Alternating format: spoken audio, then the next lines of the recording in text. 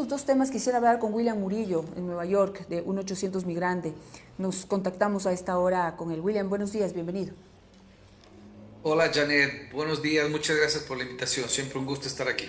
Empecemos con el último tema. Tú le has seguido la pista, le sigues la pista a todos los migrantes que atraviesan el Darién, atraviesan México y finalmente llegan a la frontera y tienen incidentes con los grupos de delincuencia organizada que operan en esa frontera. Secuestran migrantes y les piden más dinero a los familiares de estos migrantes y pues se ha vuelto un negocio que también está sin control y muy peligroso. Muchos mueren en esos secuestros o en manos de estos grupos. Cuéntanos un poco qué pasó con este grupo de ecuatorianos que finalmente fue liberado.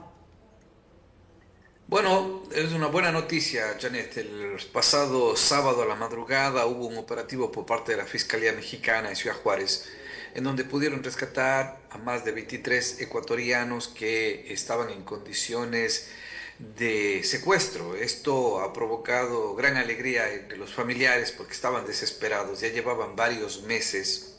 Según informes que nos dieron, hay algunas personas que ya estaban 221 días en cautiverio.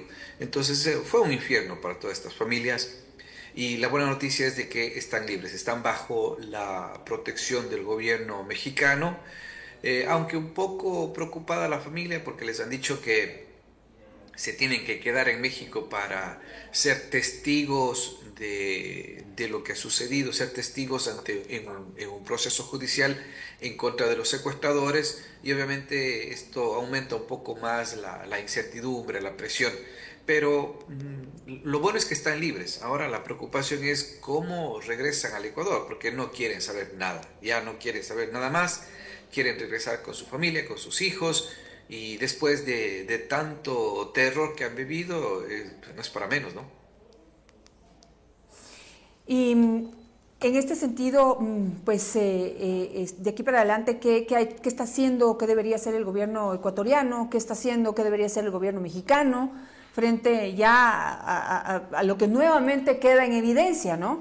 Que pues este es un sector que está dominado por los grupos de delincuencia organizada y que tenemos esta realidad de migración e intento de llegar a los Estados Unidos de miles de latinoamericanos y que están siendo pues víctimas de estos grupos de delincuencia organizada. Como dije hace un momento, muchos de ellos, tú lo has reportado, han muerto en este intento. Janet, no es nuevo. Nosotros hemos hablado aquí en este programa muchas veces sobre la realidad migratoria de los ecuatorianos, el aumento, el secuestro, la extorsión, los muertos, los naufragios de niños. Han habido muchas historias terribles a lo largo de todos estos años que he tenido la gentileza de que me inviten a este programa y a otros programas. Hemos insistido una y otra vez en que se haga algo al respecto, en que se cambie políticas, en que se creen proyectos, pero cae en oídos sordos. Nosotros no hemos visto propuestas. Ahora mismo, con todo lo que está sucediendo con el presidente Trump, va a ser mayor todavía la situación de dificultades.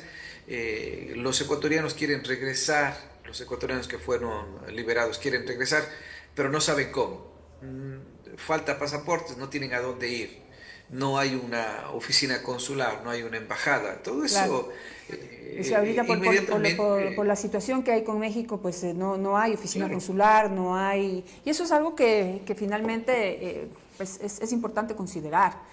Digamos, este es un factor que debería ser considerado para repensar la posibilidad de querer ir a los Estados Unidos por esta vía tan dura, tan fuerte, tan dramática y además de todo tan peligrosa, ¿no? Que además, pues, si tienes la suerte de pasar, pues pasas. Si no, y tienes estas situaciones, luego ni siquiera tienes alguien de tu país que te pueda ayudar ahí. No hay nadie en embajada, consulado ni nada por la ruptura de relaciones entre ambos países. En otras ocasiones Janet, el Estado ecuatoriano se ha encargado de repatriar a los migrantes, ¿no?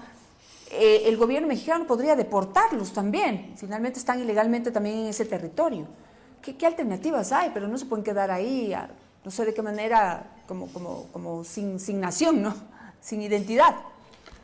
Bueno, tienen identidad, lo que pasa es que no tenemos un sistema de apoyo consular para que los proteja. Yo creo que ese es el tema de fondo. Otro tema es de que no existe realmente la prioridad para poder solucionar esta crisis que tenemos.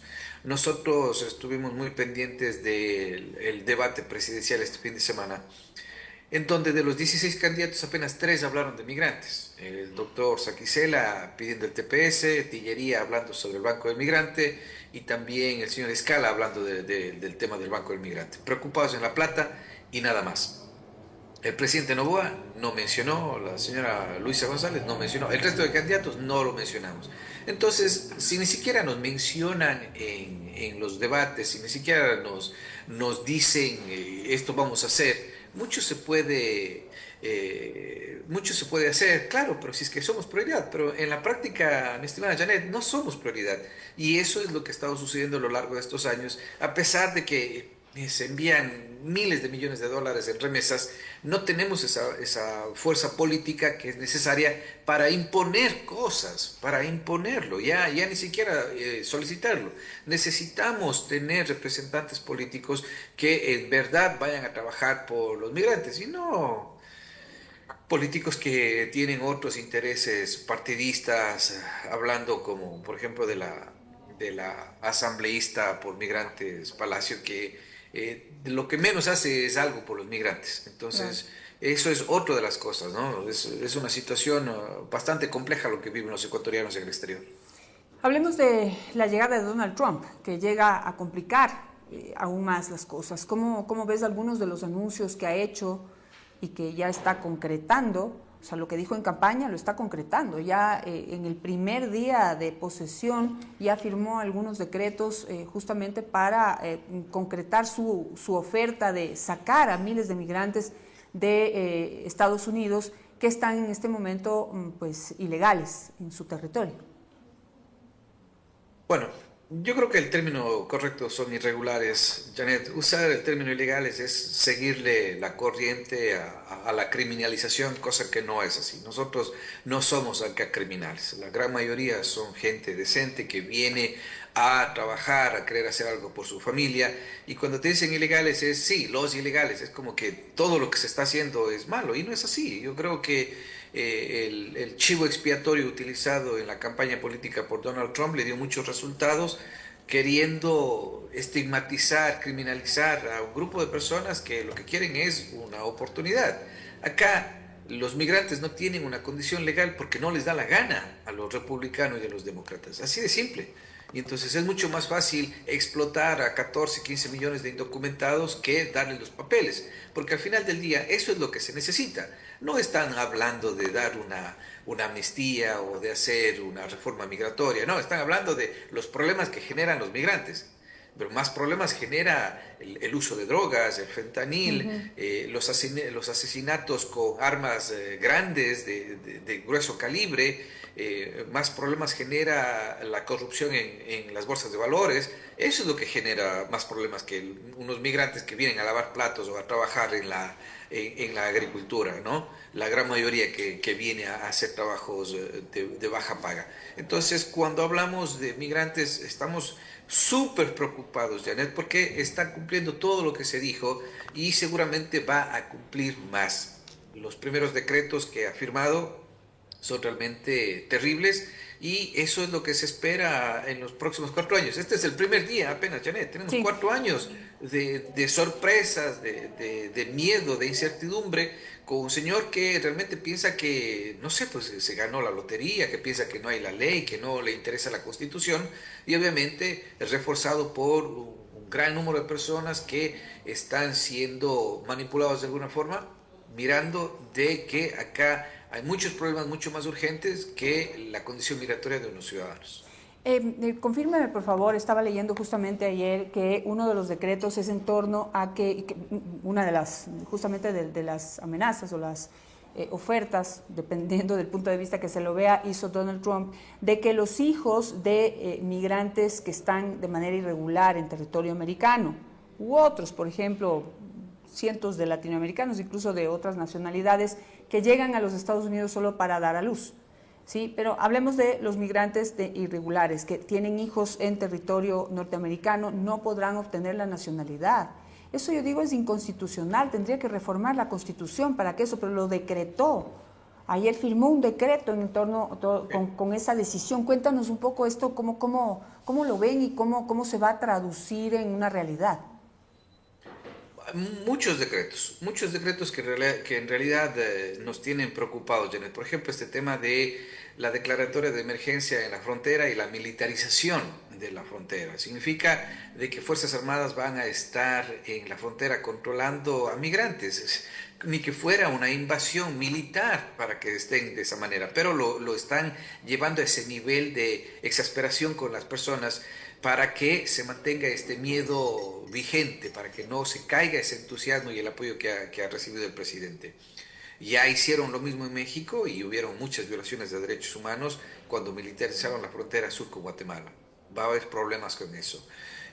Por ejemplo, cancelaron las citas del CBP One. La CBP One era una aplicación que te permitía a los migrantes solicitar de forma adelantada ingreso a Estados Unidos siempre y cuando cumplas con algunos requisitos. Más de 31,000 personas que tenían citas en las próximas 3 semanas fueron cancelados, se quedaron fuera. Miles de ellos ecuatorianos. Se calcula, Janet, que hay más de 250,000 migrantes de distintas partes del mundo en México esperando esta cita del CBP One. Hace unos días nosotros reportamos cómo ecuatorianos, el padre y su niñito se murieron.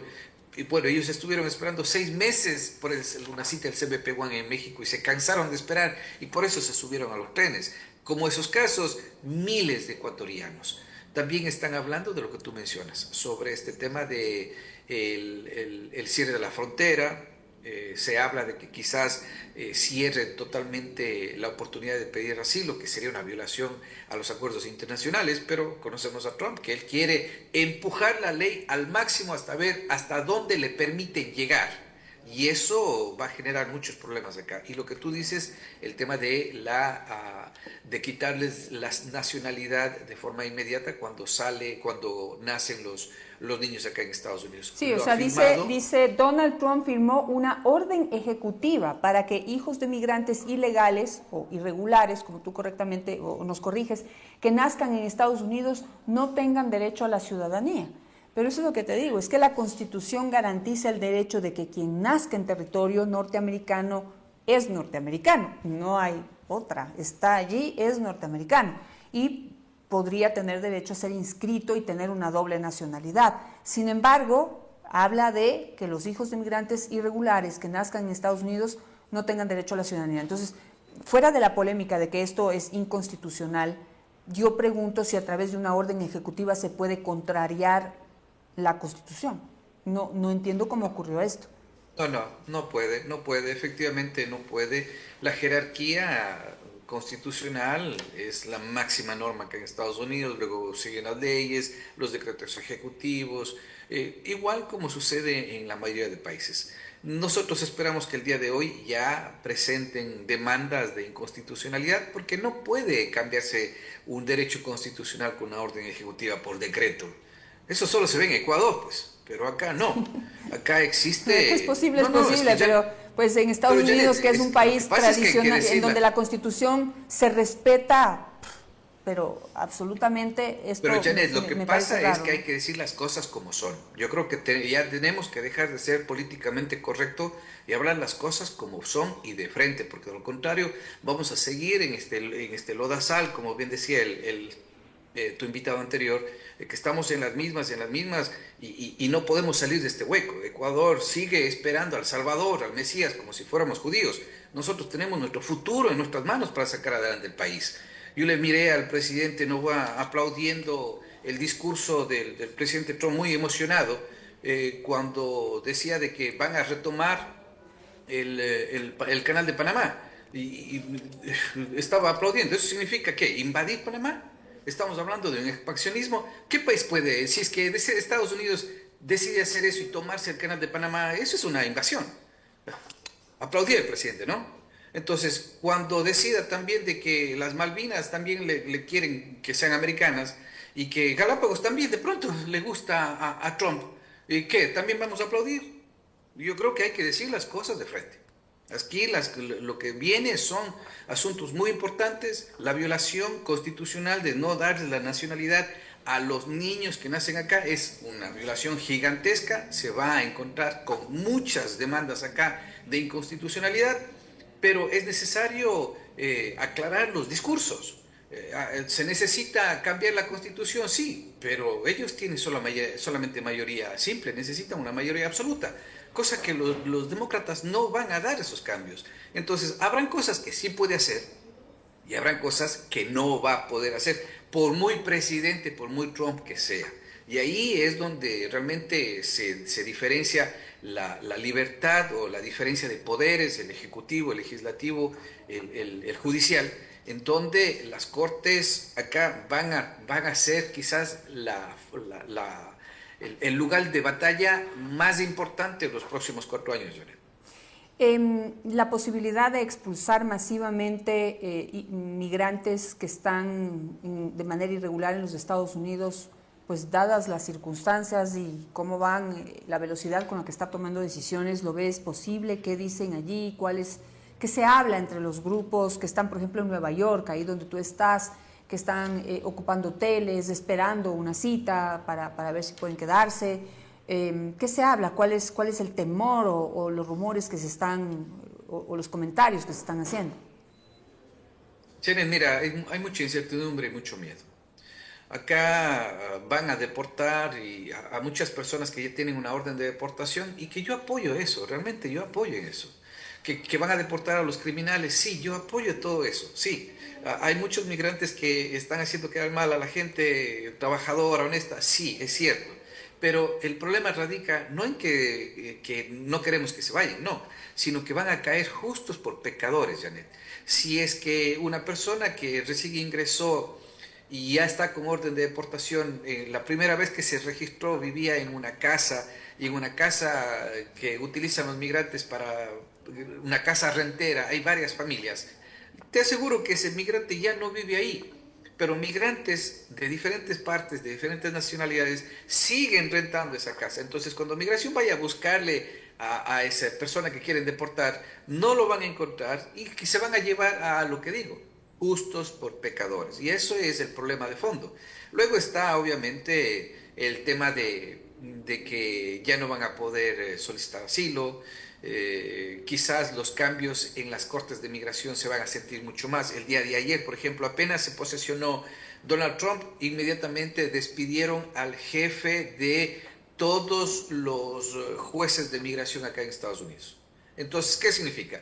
Que van a tratar de llevar hasta los extremos, una vez más, las nuevas directivas de cómo se van a hacer las cosas en las cortes de migración. Porque acá las cortes de migración son parte del Departamento de Justicia, pues. Departamento de Justicia que está debajo del Poder Ejecutivo. Hay muchísimas cosas que se vienen, cambios muy interesantes, pero que el debido proceso nos va a dar alguna clase de protección. Ahora, en algún momento también Donald Trump dijo que sí le interesaba la migración, que pues va de la mano de esto que dice America First.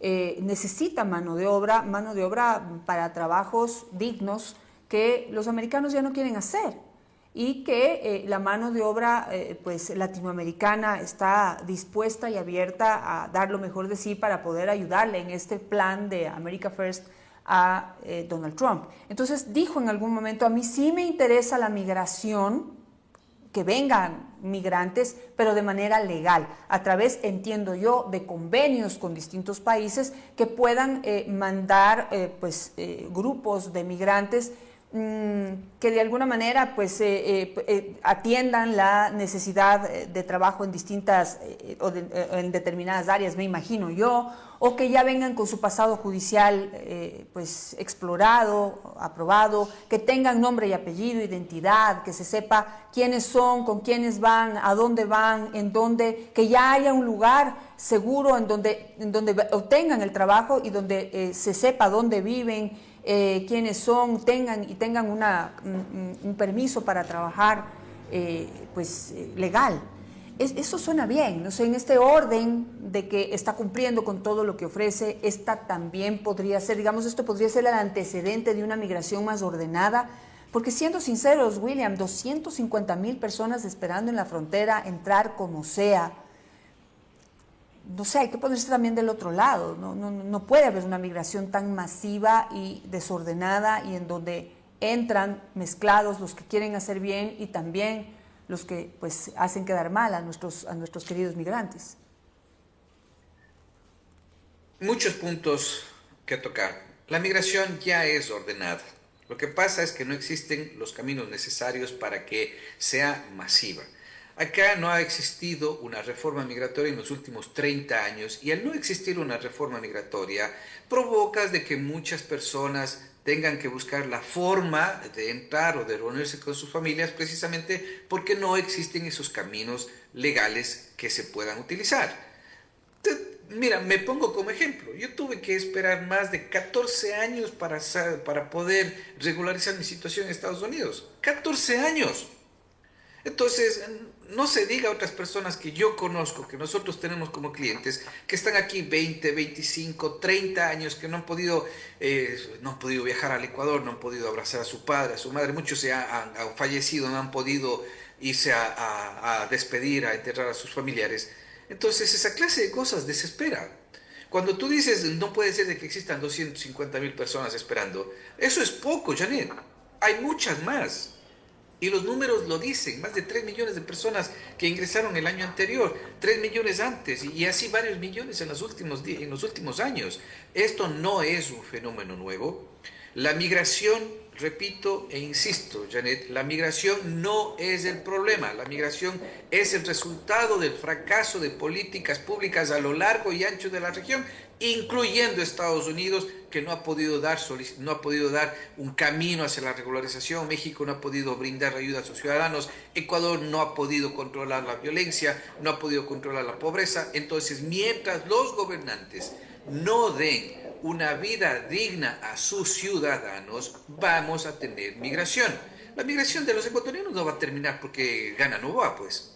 No va a terminar en 4 años o 5 años. El Ecuador va a tener un país diferente en 5 años, no lo creo. ¿Por qué no tenemos migración de Alemania, de Francia, de Italia? Porque tienen un nivel de vida superior al nuestro, pues. Entonces no vemos grandes olas migratorias de sus países. ¿Por qué? Porque tienen un nivel de vida digno superior a la media del gran grupo latinoamericano, por ejemplo, o africano. Y ese quizás es el mayor reto que tenemos. En el debate nosotros miramos de que de los 16 candidatos, 3 estaban hablando de migrantes. El resto ni se acordó.